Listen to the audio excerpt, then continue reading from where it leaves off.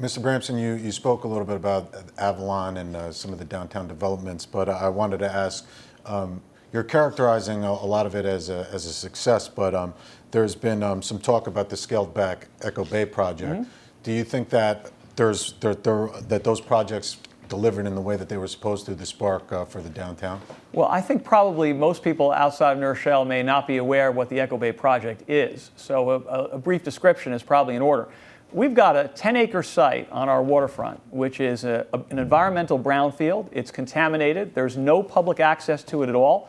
It's where we keep our garbage trucks, our sanitation equipment. We would never develop a waterfront like that if we were starting from scratch today. And of course, we know that the opportunities at a waterfront can be remarkable. And so what the Echo Bay project will do is create a 5-acre new public park that offers continuous public access to the Long Island Sound shore, housing, shops, economic vitality, new revenue that offer a net positive for taxpayers, job creation both in construction and in terms of permanent services. And that's why it's supported by the Governor's Mid-Hudson Economic Development Council. It's why it's supported by the Westchester Business Council, the Westchester County Association, by environmental organizations all around the county. And the fact that Mr. Astorino is buying the talking points from the local Republican and Conservative Party instead of bothering to learn the facts is a little bit distressing. All right. Thank you very much, Mr. Bramson. All right. We want to hear from local voters again. This one, Mr. McKinstry, you might like this because this is about expenses. We'll see if we get an answer this time. The question is, what will happen with the county continuously paying for the medical expenses of county employees? All right, Rob Astorino, 1 minute on one voter's concern about paying for medical costs for county employees. Well, this was a stand I took, a tough one, and I drew a line in the sand and said that taxpayers are not footing the bill 100% for our county employees who had a free ride. Nothing to do with the work. They are great workers, but the system itself cannot continue on. Taxpayers putting that bill all the time for them can't continue to happen. So we have negotiated 7 out of our 8 unions now are going to be paying for their health care. They already started. That's a $130 million bill that we have to pay. And so in order to bring those expenses down, we had to have our union start paying.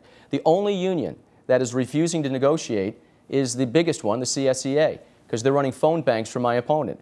So I have said to the unions, I will be fair, and I have negotiated in fairness, as 7 of the 8 unions have negotiated with us, but we're not going to give away the store anymore, and the days of raising taxes are over. That's not the case in New Rochelle, though, as you can see the difference between the two of us. Now, he just mentioned about planning and Echo Bay. It's funny, though. The Planning Board in New Rochelle and the Planning Board for Westchester County both had major concerns about Echo Bay. And he talks about the 5 acres of waterfront development. Half the day, it's a mud flat. It's low tide, and it stinks. This is not the great grand plan. This is a bad plan for the taxpayers in New Rochelle. That's why there's a zillion Stop Echo Bay signs all over New Rochelle. Thank you, Mr. Astorino. Mr. Ramsey, you have a 1 minute on county health costs. Well, I'm going to get into that in a moment, but let me say, sometimes in these debates I have the sense that Rob would rather be running for mayor of New Rochelle than for re-election of county executive of Westchester. The critical issues that are facing our entire region, and I think are of interest to voters in Westchester County, is what are we going to do for the future of this region? What are our plans? And by that standard, there are enormous differences. So, when it comes to health care, I agree that county employees ought to be contributing to their health care costs, and in fact, in my experience as a mayor, we've asked our employees to contribute 18% of their health insurance costs, and I think that's a reasonable way in order to mitigate our personnel expenses. But there are lots of other things on which our approach is entirely different. I think it's wrong to cut childcare, which has the effect of making it harder for working parents to hold on to their jobs and makes it more difficult to get children prepared for learning when they arrive in kindergarten. I think it's wrong to cut neighborhood health centers, which only force people into hospitals where primary and preventative care expenses are even higher. I think it's wrong to cut eviction prevention programs, which increase the level of homelessness. We pay more for all of those decisions, which are so short-sighted. Those aren't hard choices. Those are dumb choices, and we've got to be smarter about how we allocate our resources. All right, thanks very much. We have one more voter question. Let's hear that now. My name is Barbara. My question is, are you going to create more jobs for the county employees so they can have better pay and everything else? All right, Mr. Astorino, there's a voter with concerns over county pay beyond what the medical expenses are. County workers? County worker pay. Well, look, county employees make more than private sector employees do in this county. The average private sector employee in Westchester makes $63,000 a year. Public employees that work for Westchester County make on average $73,000. That's just the base salary, by the way. When you add pensions, which are guaranteed and out of control, health care and everything else, it comes to over $110,000 per employee. So as much as I love our employees, we have to get our costs down and bring fairness and balance back to the taxpayer. And that's what my whole job has been about, bringing a healthy balance between what taxpayers can afford, our seniors, our young couples, our young professionals, the middle class who are footing the bill, and what county employees would like to have, and the things that we would like to do. And child care is one of those. We worked in a very bipartisan way, 2 Democrats, 7 Republicans, working to increase the parent share just a little bit, about $1 a day, for their own children. That made this program healthy once again. We are all in with over $30 million in daycare subsidies, which is something that I believe very strongly in. But we can't go broke and we can't raise taxes to do it. All right, Mr. Astorino, now 60 seconds to Mr. Bramson. Let's talk about what Rob just said a moment ago. He said $1 a day is all it costs. First of all, that's just not true. The county's withdrawn entirely from the Title 20 program, which provided subsidies for childcare for people making around $50,000 a year. Those families are completely out of luck. And for folks even lower down on the income scale, the cuts that Mr. Astorino promoted, and in fact he wanted to cut the subsidies even more, cost the typical family thousands of dollars a year in out-of-pocket expenses. And the result of it is that hundreds and hundreds of families are missing out on child care entirely. Every analysis from the Westchester Child Care Council indicates that's the case. This is having a devastating effect on many people in Westchester. And as I said before, even from a fiscal perspective, these are lousy business judgments, because they have the effect of making it harder for people to hold on to a job, stand on their own 2 feet, support their own families, and support their own communities. Instead, lots of people are ending up on welfare. And we pay more for educational services, K through 12, when you have youngsters not getting the early enrichment that they need. All right, thank you very much. Let's go back to the next round of our questions from our panel. This first one comes from News 12 Westchester's Janine Rose. It will be directed to Rob Astorino. Mr. Astorino, you have 90 seconds to respond. Mr. Astorino, I'm going to shift our focus a bit here. Since taking office in 2010, you've battled the federal government over the affordable housing settlement you inherited from your Democratic predecessor, Andy Spano. While you've had some small victories along the way, the legal battle has been costly for taxpayers, and the feds are currently withholding more than $7 million in housing grants to Westchester because of the opposition. If reelected to another 4-year term, do you keep the legal battle going, or will you try and find common ground with the feds to comply with the terms of the settlement? Our total legal costs for these 4 years are $13,908, not a lot, to defend the rights of our local communities. Let's be very honest here. We are building affordable housing. We are well ahead of schedule. We have to have 750 built by the end of 2016. We have 400 already in the pipeline, a year ahead of schedule. We do need affordable housing. There's no question about it. And this county has been building it for decades and won a lot of awards from HUD. But what I will not allow is for the federal government to aggressively come in here and demand that we do things that are not in the settlement. And that's what we're dealing with right now. I will not yield to bureaucrats in Washington, D.C., the opportunity that they want, and that is to control local land use.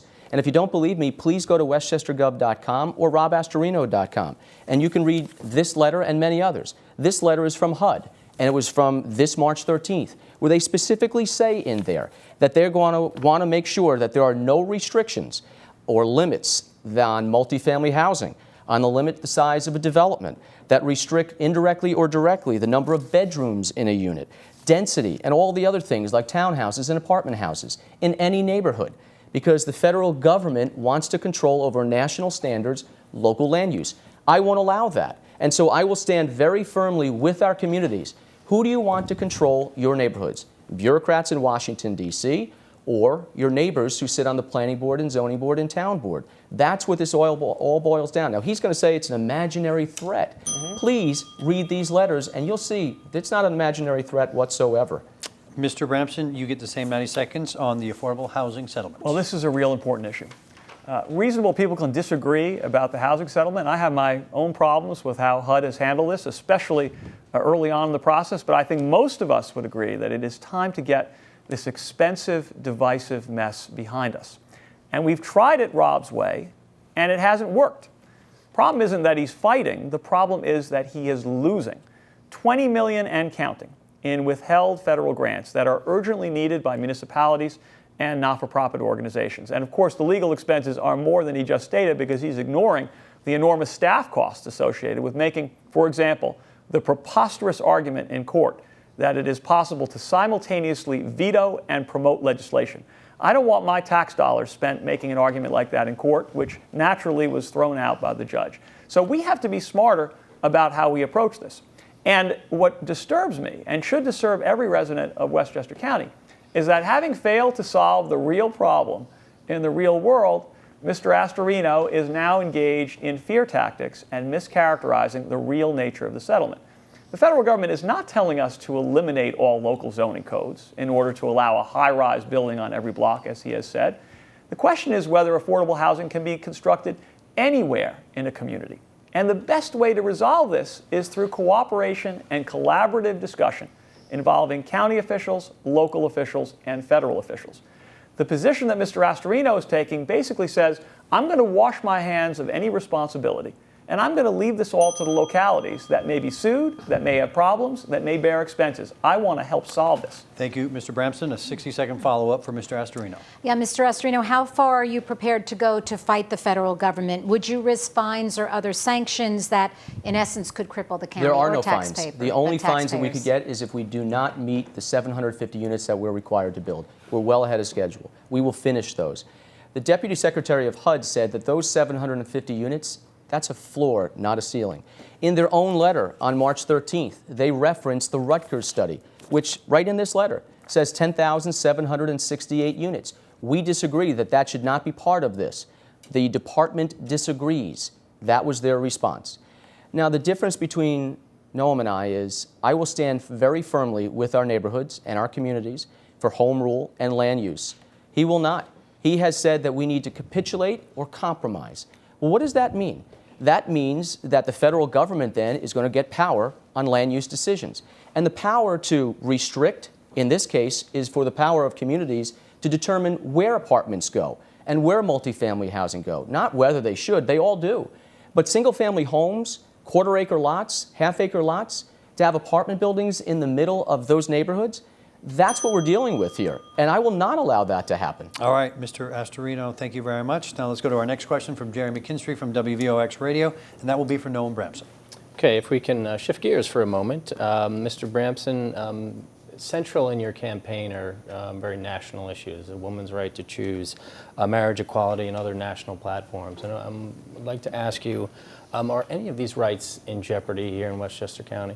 Well, let's be clear, these are not just national issues. They have real local implications. Mr. Astorino vetoed a law here in Westchester County that would have protected women from bullying and intimidation when they try to seek health services at medical clinics locally. Mr. Astorino chose to bring gun shows back to our Westchester County Center after they'd been banned for 10 years following Columbine. It was his decision to bring gun shows here, even though we know that gun shows are notoriously lax in their enforcement of background checks that help keep guns out of the wrong hands. Mr. Astorino opposes a woman's right to choose. He thinks politicians ought to be making decisions about pregnancy rather than trusting women and doctors to make those decisions for themselves. And that led him to oppose the Women's Equality Act that needed all the friends it could get if it was going to be adopted at the state level and impact residents here in Westchester County. And of course, Mr. Astorino opposes sensible gun safety laws. He's against a ban on assault weapons. He's against limitations on high-capacity ammunition clips. Those were the components of the New York SAFE Act that helped New York take the lead in terms of making sure we have gun safety standards. Mr. Astorino came out against them. And I think it's critically important that we have a county executive who will, A, take policy directives that reflect the values and interests of the people of Westchester, B, serve as an advocate for state and national policies that are of great importance to us. And we have to decide, what kind of county do we want to be? Do we want a county executive who's going to uphold our values or stand with the far right wing and the Tea Party? All right, Mr. Bramson, thanks very much. Mr. Astorino, 90 seconds on the role of social issues in county government. You know, he wants to have the culture wars here, so it's a smokescreen for all of his bad records in New Rochelle. The fact that he's raised taxes, gave himself a 40% pay hike to $89,000, raised every fee imaginable in New Rochelle. That's what we control. I control a budget, he controls a budget in two very different ways. The clinic access bill that I vetoed was also supported by pro-choice legislators who didn't want to see that become a law either. And they knew this was an affront to the First Amendment, that we already have federal and state laws which govern the access for women. So none of this was supposed to become a law here because it would have been a trial lawyer's dream. It would have driven up taxes, and it would not have helped our county in any way, shape, or form. The gun show that we brought back to Westchester County was because, you know what, they have a right too. And under the First Amendment and Second Amendment, they have that right. So I joined with Gabby Giffords, and I joined with Attorney General Eric Schneiderman and Governor Cuomo, who were at a gun show upstate New York last week, who said they applauded the safety checks that we put in here in Westchester County to make sure that there are background checks on every purchase. Do you really think that the mentally ill are walking into Westchester County Center and buying a gun? That's not happening. He wants you to think it's happening, but of course we would never let that happen. But this is all a smokescreen so he can talk about anything but his record and the things that matter to taxpayers here in Westchester County. But what I think is just an absolute abomination is how you are treating and demonizing law-abiding gun owners in this county, likening them to sex offenders just because they have a pistol permit. Thank you very much, Mr. Astorino. Mr. McKinstry, you have a 60-second follow-up for Noam Bramson. Okay, Mr. Bramson, I mean, is this a smokescreen? Why don't you respond to that? Well, let's be clear. The background checks that Mr. Astorino refers to as part of the new Attorney General settlement were not in place when gun shows were brought back to Westchester County several years ago. And here's the issue. I was with Gabby Giffords several weeks ago, whose life is a testament to what gun violence can do. And I've stood with parents who have lost children because of gun violence. And I respect the right of law-abiding, responsible citizens to keep and bear arms. But I will never understand the argument that says that the answer to gun violence is more guns with more firepower in more hands. And if we're ever going to get our arms around this problem, we have to have the guts to stand up to the gun lobby and stand on behalf of the safety of our families and communities. And when Rob Astorino brought gun shows back to Westchester County, and when he opposed the New York SAFE Act with its assault weapons ban and its limitation on high-capacity ammunition clips, he was carrying water for the National Rifle Association instead of the people of Westchester, and that's wrong. All right, thank you, Mr. Bramson. Let's go to our third panelist, Mark Lungariello from the Westchester County Business Journal and HV Biz. Your question goes to Rob Astorino. Mr. Astorino, we've talked a lot about what the county's doing for large corporations like Pepsi, but there are a lot of small businesses in Westchester that don't receive tax abatements, don't get big development deals, but they see their taxes go up annual, they see their fees go up each year. What's being done for Main Street? First of all, I want to go back to the gun show because he had many things wrong with what he said. They were only allowed to come back if the proper safety and protocols were in there. ATF agents, FBI agents, and county police are in the county center and outside. No sale is permitted outside, and every purchase has to have a background check. Those were instituted in background checks and in safety around the state as part of the Safety Act. So we're very proud of what we've done to protect the public. But you need to stop demonizing law-abiding citizens. You have women who are victims of domestic violence. You have small business owners. You have families trying to protect themselves from home invasions, law enforcement.